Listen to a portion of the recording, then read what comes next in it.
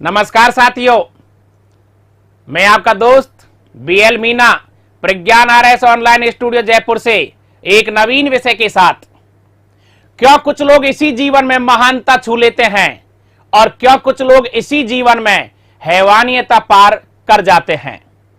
क्यों कुछ लोग इसी जीवन में महानता छू लेते हैं और क्यों कुछ लोग इसी जीवन में हैवानियत पार कर जाते हैं। लेकिन आज किसी का हाथ छूना भी नहीं है तो किसी का साथ छोड़ना भी नहीं है। आइए मित्रों, जीवन की सच्चाई क्या है। एक मां से जन्म लेने वाले सभी भाई बहनों का बचपन एक समान ही होता है। सभी भाई बहन 9 महीने तक मां के पेट में पलते हैं। जन्म लेने के बाद मां सबको अपना दूध पिलाकर पालती है, पोसती है, चलना सिखाती है और बड़ा करती है। पूरा बचपन सबका एक समान बीतता है। स्कूल भी एक समान होती है, पुस्तक भी एक समान होती है। मित्रों, आप ही बताइए, बचपन सबका एक समान बीतता है तो जवानी में इतना अंतर क्यों आ जाता है। एक भाई महान लोगों की गिनती में गिना जाता है, वहीं दूसरा कुख्यातों की गिनती में गिना जाता है। एक अपनी मेहनत से अमीर बन जाता है, दूसरा झोंपड़ी तक नहीं बना पाता है। एक आईएएस आरएस बन जाता है, वहीं दूसरा चपरासी तक नहीं बन पाता है। सोचिए और बताइए, यह जवानी में इतना अंतर क्यों आ गया। कोई तो कारण होगा साथियों, कोई न कोई तो बात होगी मित्रों। जबकि सृष्टि एक ही है, सूर्य एक है, चंद्रमा एक है, सभी मानव एक जैसे ही हैं। 2 हाथ, 2 पैर, 2 कान, 2 आंख, एक मुंह है, एक जीव।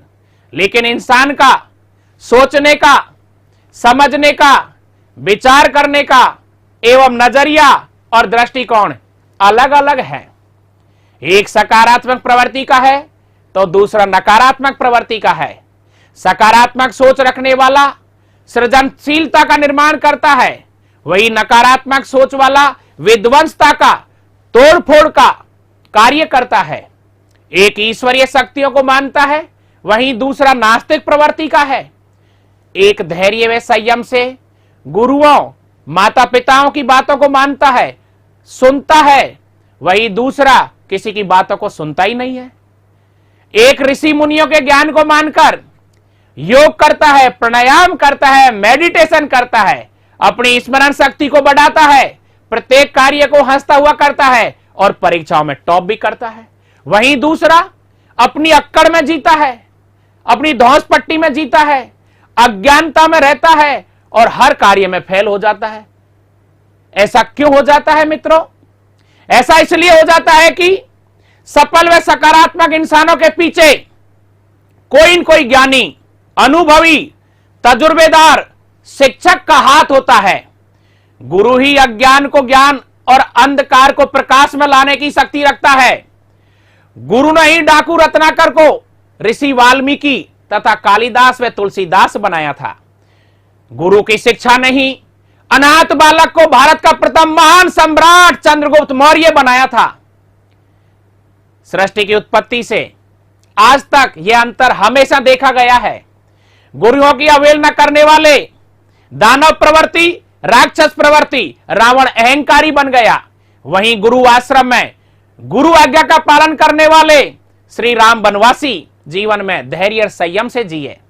महाभारत कालीन गुरुओं की अवहेलना करने वाले दुर्योधन ने घमंड और अहंकार में आकर धर्म की रक्षा करने वाले अपने ही भाइयों को देश निकाला दे दिया। आज की स्थिति भी पहले जैसी ही हो रही है मित्रों।